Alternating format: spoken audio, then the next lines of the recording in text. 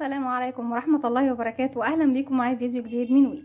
رمضان كريم وكل سنة وانتم طيبين. وفيديو النهاردة هنكمل مع بعض بقية أصناف حلوى العيد. باقي معانا ايه من حلوى العيد؟ احنا عملنا كل الأصناف ما عدا السابلي وما عدا بسكوت النشادر أو بسكوت البرتقال، أيا كان بقى البسكوت اللي بتحبوه. هنعمل البسكوت الطويل الجميل اللذيذ ده زي ما احنا شايفين. دي البسكوتة بتاعتنا اهي بالشكل دوت. هستخدم فيها ايه؟ بنستخدم بقايا الخيوط. هستخدم معاكم ابره رقم 3.5 ملم مع صوف متوسط السمك. انا عندي اللون الاصفر، لكن طبعا انتوا لو عندكم اي درجه من درجات اللي هي بتكون مقاربه للبسكوت هتستخدموه. هنقول بسم الله الرحمن الرحيم. في البدايه اول حاجه بعملها بسيب مسافه من الخيط، وهلف الخيط بتاعي بالشكل دوت حلقه على الهواء. هدخل بالابره بتاعتي داخل الحلقه وهلف الخيط على الابره وهسحبه من الحلقه بتاعتي. هشد طرف الخيط القصير، هقفل عقده البدايه. في البداية كده هنرتفع مجموعة من السلاسل بتكون عبارة عن 13 سلسلة او على حسب طول البسكوتة اللي انتي ايه حابة تعملي.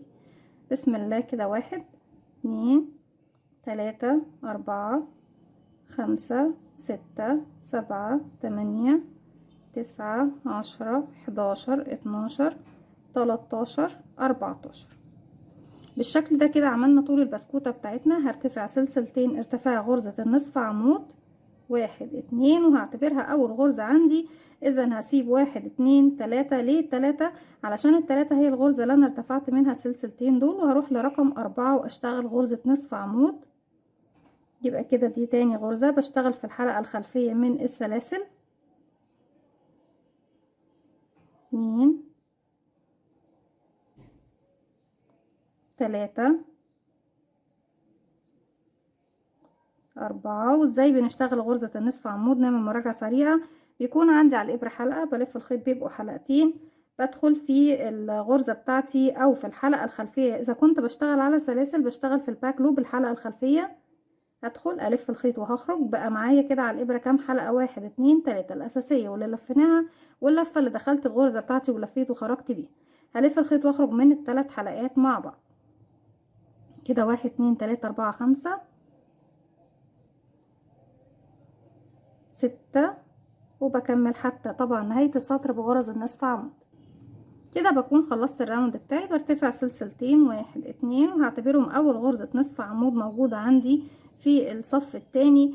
احنا هنشتغل بس هنشتغل بطريقة امامية، يعني هنشتغل غرز نصف عمود امامية. اول غرزة خلاص انا ارتفعت من فوقيها، هلف الخيط وهاجي من الامام بالشكل دوت، وادخل عندي الغرزة رقم 2 اهي، قبلها فراغ وبعدها فراغ. بدخل من الفراغ اللي قبلها من الامام وارفعها عندي على الابره، واخرج بالفراغ اللي بعدها والف الخيط على الابره واخرج بيه تاني من تحت الغرزه بتاعتي، واكمل غرزه النصف عمود بشكل طبيعي كده. دي تاني غرزه.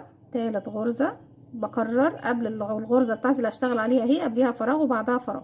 باجي من الامام كده، بدخل الفراغ اللي قبلها وارفعها لفوق واخرج من الفراغ اللي بعدها والف الخيط واخرج تاني من تحتها، والف الخيط واخرج من الثلاث حلقات بتوعي.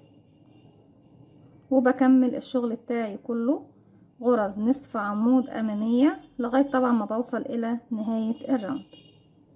رجعت لكم تاني وكده خلص السطر معايا. السطر الجاي هرتفع 1 2 سلسلة وهلف الشغل بتاعي الناحية التانية. طيب ايه نتيجة الشغل بتاعنا؟ ان احنا اشتغلنا سطر نصف بريد او نصف عمود الامامي. ان انا طبعا الشغل بتاعي جالي بروز زي ما احنا شايفين اهو. الضلعين الامامي والخلفي للغرزة بتاعتي جولي بارزين زي ما احنا شايفين بالشكل ده، خارجين للخارج. وده طبعا اللي احنا قاصدينه علشان طبعا نبين الشرشرة او الشكل اللي هو بيكون الزخرفة اللي بتكون على وش البسكوتة بتاعتنا زي ما احنا شايفين اهو. اتمنى يكون واضح. طيب هنكمل ازاي؟ السطر اللي فات كنا بنشتغل بغرزة النصف بريد او النصف عمود الامامي. طيب انا محتاجة طبعا عشان اشتغل بالنصف عمود الامامي كان البروز بتاعي بيجيلي من ورا زي ما احنا شايفين. انا كده لو عدلت الشغل زي ما كنا شغالين البروز بتاعي كان بيجي من ورا، بيجيلي الشكل البارز من الخلف. طيب انا لما دورت الشغل بتاعي للامام كده ومحتاجة ان انا الشكل يجيلي بارز قدامي، مش عايزاه يجيلي بارز من الخلف. طيب هشتغل ايه؟ السطر اللي فات كان نصف عمود امامي، السطر اللي جاي هيكون نصف عمود خلفي، كله نصف عمود خلفي. طيب من الامام بنشتغل من قدام الشغل كده، من الخلف باجي من خلف الشغل. يبقى هلف الخيط على الابره. اول غرزه خلاص اشتغلنا فوقيها سلسلتين، تاني غرزه اهي قبلها فراغ وبعدها فراغ، باجي من الخلف بعد ما لفيت الخيط على الابرة هدخل في الفراغ اللي قبل الغرزة، هدفع الغرزة بتاعتي للخلف، هزقها كده لورا واخرج من الفراغ اللي بعدها زي ما احنا شايفين شغالين من خلف الشغل، والف الشغل تاني واخرج. اتبقى معايا 3 حلقات، هلف الخيط واخرج من ال3 زي ما احنا متعودين. تاني بكرر معاكم، دي الغرزة التانية اللي هنشتغل عليها، الفراغ اللي قبلها وفراغ بعدها، بلف الخيط على الابرة وباجي من خلفها، هدخل في الفراغ اللي قبل وادفعها للخلف واخرج من الفراغ اللي بعدها، والف الخيط واخرج تاني، والف الخيط واخرج من ال3 حلقات بتوعي، واكرر دوت لغايه طبعا ايه ما اخلص السطر بتاعي زي ما احنا شايفين بنفس الطريقه وبكل بساطه وبكل سهوله بالشكل ده. بيديني طبعا زي ما احنا شايفين هي ادتني خلاص دلوقتي شكل البروز كأنك عاملة بسكوت حقيقي بالشكل دوت. حابة ان انت تزودي سطر كمان، السطر اللي جاي هيكون الشغل بتاعك بنصف البريد الامامي، يعني سطر نصف بريد امامي والسطر اللي وراه نصف بريد خلفي، بريد امامي بريد خلفي بريد امامي بريد خلفي وهكذا. هكمل حتى نهاية الراوند وارجع لكم. رجعت لكم تاني كده، خلصت السطر بتاعي، هسيب بس مسافة من الخيط وهقص الخيط بتاعي.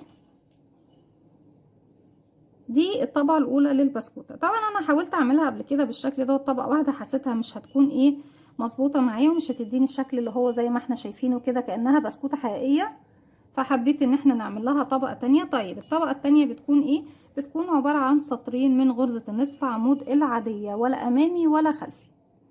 هلف الخيط بالشكل دوت وهقفل عقدة بداية وهرتفع نفس العدد 1 2 3 4 5 6 7 8 9 10 11 12 13 14، وبرجع تاني ارتفع سلسلتين 1 2، بسيب 1 2 3 وبروح لرقم 4 وبشتغل غرزة نصف عمود عادية خالص بالشكل ده، وبكمل السطر بتاعي كله بغرز النصف عمود حتى طبعا ما اوصل او حتى اصل طبعا الى نهاية الراوند بتاعي. وزي ما احنا شايفين اول سطر بنشغله على الحلقة الخلفية من الغرز، يعني الباك لوب من السلسلة بتاعتي، غرزة فوق كل غرزة.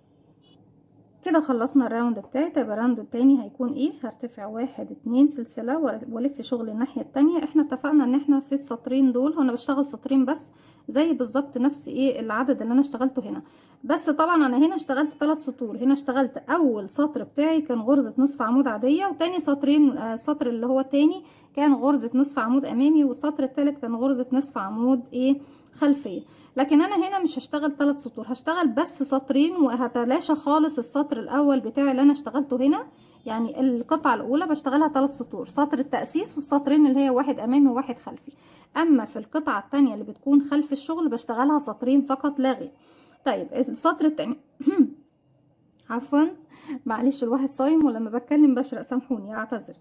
السطر التاني بشتغله فين؟ انا بيكون عندي حرف الفي لكل غرزة عندي اهي، الضلع الامامي الضلع الامامي والضلع الخلفي. انا ما بشتغلش في الضلع الامامي ولا الخلفي، طالما عندي غرزة عادية يبقى بدخل في الفراغ اللي تحت ايه الضلعين اللي هو تحت حرف الفي بالنسبة لي.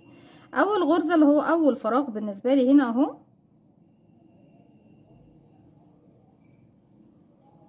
انا ما بشتغلش في ايه تاني، انا هروح على طول اشتغل في الفراغ رقم 2. يعني الفراغ الاول دوت مش هشتغل فيه لان اشتغلت فوقيه السلسلتين بتوعي اللي احنا طالعين من عندهم اهو.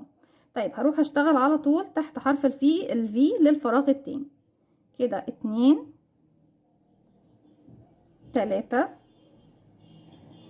4، وبكمل طبعا لغاية ما بكمل 12 غرزة نصف عمود زي ما احنا شايفين بشكل طبيعي جدا، ولا امامي ولا خلفي ولا على اي ضلع من الضلوع. رجعت لكم تاني وخلص السطر التاني بتاعي اهو.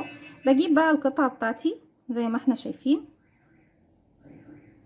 هدخل طبعا الخيوط الزيادة دي كلها زي ما احنا شايفين من الداخل، وكمان ايه عشان تبقى سهلة عليا هسحبها من اي فراغ بالشكل ده للداخل.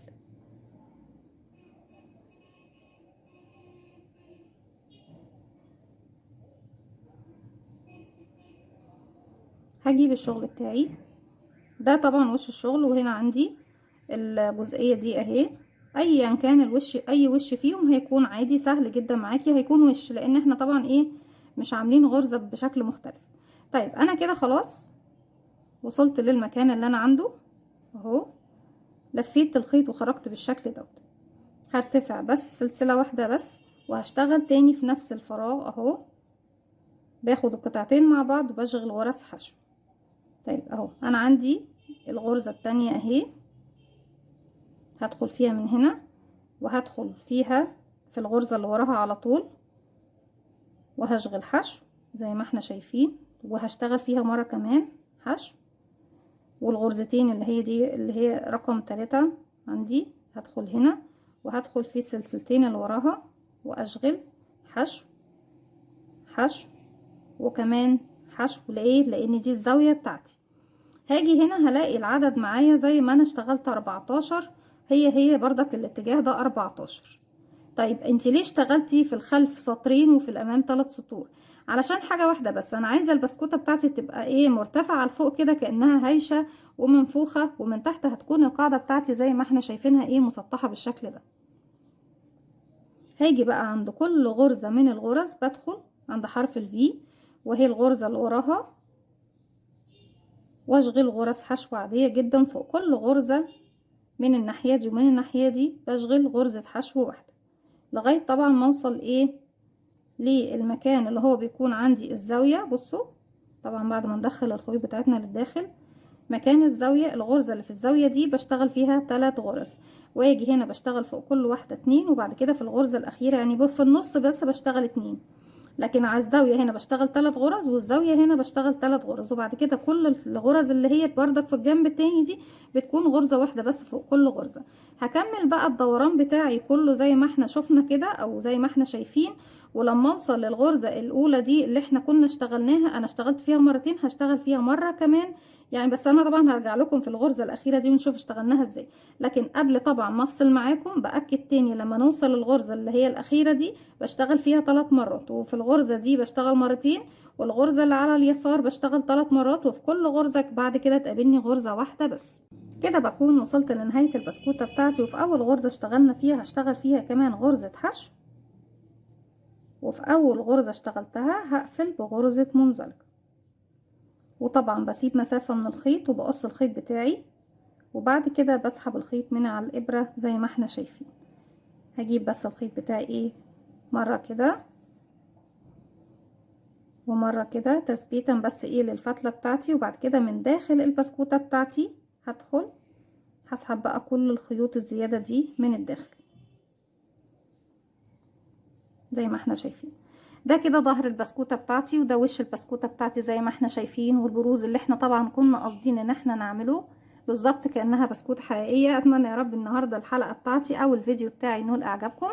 زي ما احنا شايفين اهو، دي طريقة البسكوت حلوى العيد، بسكوت النشادر او بسكوت البرتقال او بسكوت الفانيليا، ايا كان بقى النوع اللي بتفضلوه. بألف هنا والف شفا. اتمنى النهارده الحلقة بتاعتي تنول اعجابكم. كل سنة وانتم طيبين ورمضان كريم عليكم يا رب وعلينا وعلى العالم كله والامة الاسلامية، وان شاء الله يا رب يكون عيد سعيد عليكم وعلينا وعلى العالم والامة الاسلامية يا رب، ويعيدوا علينا بالخير واليمن والبركات. اتمنى النهارده حلقتي تنول اعجابكم. ما تنسوش لو عجبكم الفيديو تعملوا لي لايك وشير وسبسكرايب، واستنوني فيديو جديد من وفعلوا زرار الجرس عشان يوصلكم مني كل جديد. السلام عليكم ورحمة الله وبركاته. وان شاء الله في الفيديو اللي جاي هنعمل مع بعض بسكوت السابليه زي ما احنا شايفين بكل بساطة وبكل سهولة. السلام عليكم ورحمة الله وبركاته.